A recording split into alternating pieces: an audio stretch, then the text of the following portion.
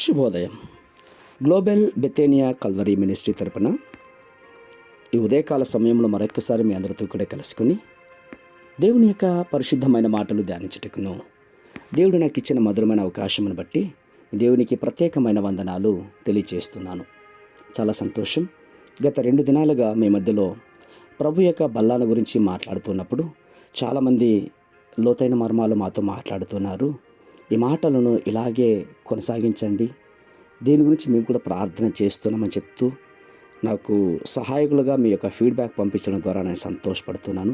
అలాగే ఈ మాటలు మరి కొంతమందికి అంటే మీ స్నేహితులకు, బంధువులకు, మీ ఆత్మమిత్రులకు మా ఛానల్ ద్వారా అందించబడుచున్న ఈ మాటలు పంపించండి. నూతన వాళ్ళు కూడా సబ్స్క్రైబ్ చేసి ఈ ఛానల్ని బలపరచడానికి కోసమే ప్రయాసపడి ప్రార్థించమని ప్రభుపేట మనం చేస్తున్నాను. ఈరోజు కూడా పరిశుద్ధమైన వేద గ్రంథంలో నుండి మరి యొక్క చక్కటి మాటను చదువుకుంటాను. 1 కొరింథీయులకు రాసిన పత్రిక 11వ అధ్యాయము 27వ వచనాన్ని నేను చదువుతున్నాను. దయచేసి గమనించమని ప్రభు పేరిట మనవి చేస్తున్నాను. 1 కొరింథీయులకు రాసిన పత్రిక 11వ అధ్యాయము 27వ వచనము. కాబట్టి ఎవడు అయోగ్యముగా ప్రభు యొక్క రొట్టెను తినునో లేక ఆయన పాత్రలోనిది త్రాగునో వాడు ప్రభు యొక్క శరీరమును గూర్చియు ఆయన రక్తమును గూర్చియు అపరాధియగును. దేవునికి మహిమ కలుగునుగాక. అవును ప్రియులారా, రక్తమును గూర్చి అపరాధి కావడం అంటే ఏంటి? ఒక వ్యక్తిని చంపి ఆ నేరం తన మీదకి తెచ్చుకోవడం అన్నమాట. రక్తాపరాధం అంటే హత్యా నేరం. ప్రియులారా గమనించుకోండి, ప్రభు యొక్క రక్తాన్ని గూర్చి అపరాధి కావడం అంటే ప్రభుని చంపినటువంటి నేరం మన మీద రావడం అన్నమాట.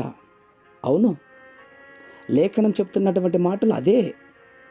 ఎవరైతే ప్రభు రాత్రి భోజనాన్ని అయోగ్యంగా తింటారో వారి మీద ప్రభువును సిలువ వేసిన నేరం మోపబడుతుందట.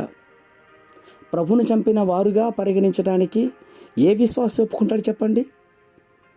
మనం ప్రాణ సమానంగా ప్రేమిస్తూ ఆరాధిస్తున్నటువంటి ఆ ప్రభునే మనం చంపినట్లుగా నేరస్తులవుతున్నామన్నమాట. కేవలం ప్రభు బల్లాలో అయోగ్యంగా పాలు పొందడం ద్వారా, మనం తింటూ త్రాగుతున్నం ద్వారా ప్రభు శరీరాన్ని మనం గ్రహించలేకపోవడానికే దీనంతటికి కూడా కారణం. ప్రియులారా జాగ్రత్తగా వినండి. ప్రభు రాత్రి భోజనం ఆచరించడం ద్వారా మనం సాక్షాత్తు క్రీస్తు శరీరాన్ని తిని ఆయన రక్తాన్ని త్రాగుతున్నాము అని ఇప్పటికైనా ఈ మాటలు వింటున్నటువంటి వారు అర్థం చేసుకోవడానికి ప్రయత్నం చేయండి.